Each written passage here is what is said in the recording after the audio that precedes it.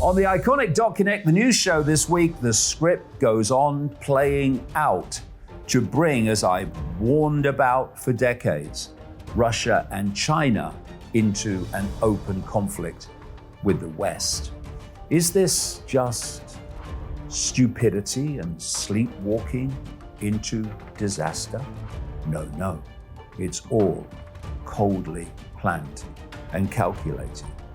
And then we have a human catastrophe in Hawke's Bay, New Zealand, after a cyclone, and the ongoing nightmare for residents of East Palestine in the United States after the train crash and the chemical spill. And no one in authority seems to care that much. But why would they? They have a war to fight and people to kill. And finally, the anti-fascists opposing fascism while being the very foot soldiers imposing it on the people.